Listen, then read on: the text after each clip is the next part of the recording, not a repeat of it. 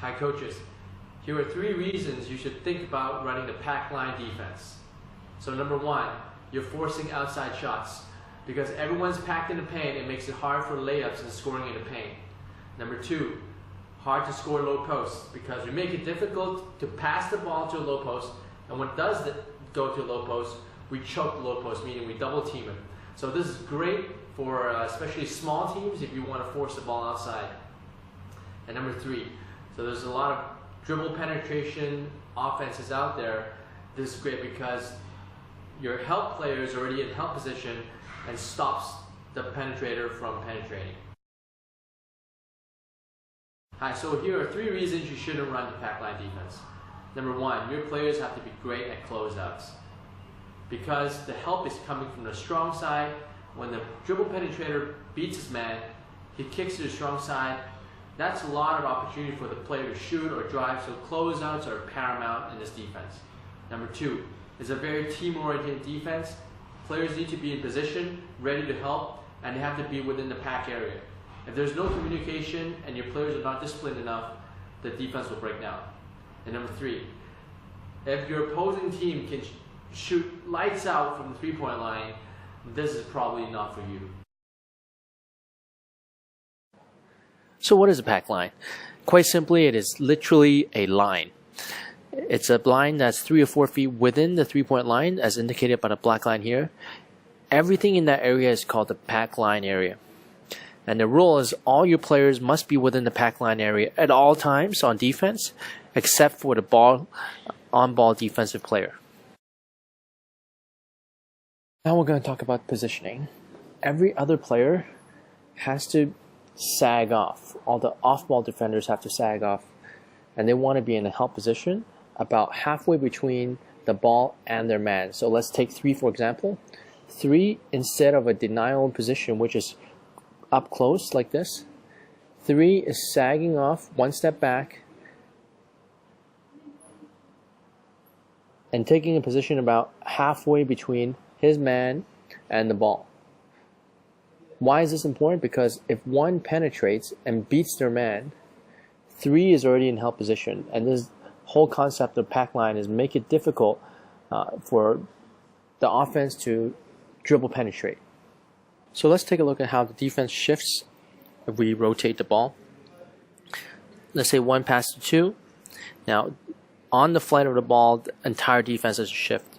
So first rule, 2 has to apply ball pressure, leave the pack area. 1 has to get back in the pack area and be about halfway between ball and man. Same with 4. 3, now the ball is further away, you want to get closer. This is how it looks like. Now the golden rule is you want to be in help position already. So what that means is if 2 beats his man, 1 needs to be already in help position. They don't need to sprint in and come in, and 4 needs to be in the position to help as well. One of the key characteristics of the pack line is that help is not coming from the weak side, but from the strong side. So what that means is, let's say 2 is dribbling to his right, this is the strong side, 1 is already in help position. So this creates a problem because if 2 passes to 1, they're going to get an open shot, and 1 needs to recover very quickly and do a closeout. So the closeout is when there's a gap between the defender and the offensive player, and you want to get in there as soon as possible to guard that shot. So this is one of the weaknesses about this defense, and so your players have to be very good on the closeout. And what that means is when the ball leaves the hand, you need to start moving immediately and not wait till the ball is already in the offensive player's hands and then run in.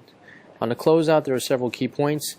You want to make short, choppy steps because if you jump, then while you're midair, you can get beat. It's also very important to keep your hands high because this player most likely has a very open shot, so you want to make sure that shot is contested. One final point about the on-ball defender is they must force the offense to go middle.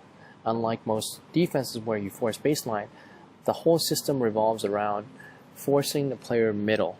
So you want to give up middle instead of baseline.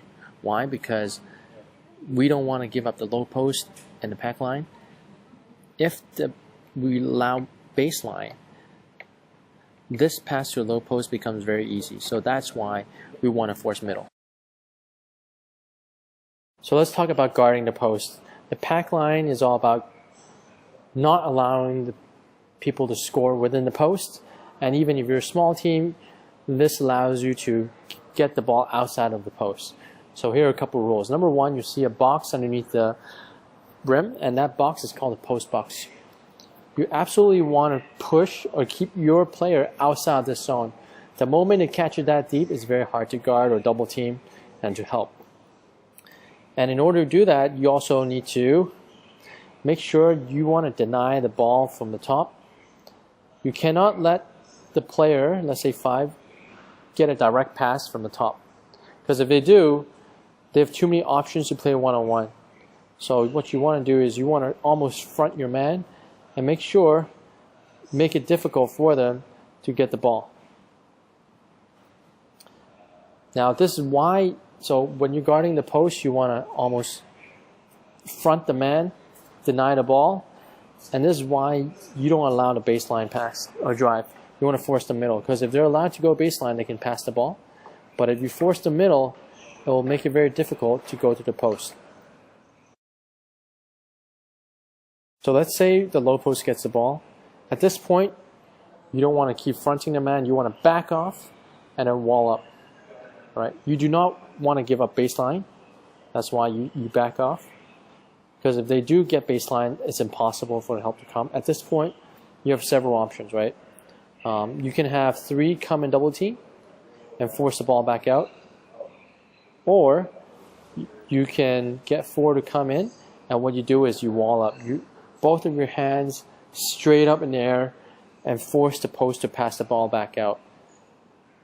So if the ball does get passed out, number 2 is responsible for guarding 2, 1 is guarding 2, and let's say the ball gets swung, 2 stunts and buys time for 1, comes back, and you rotate.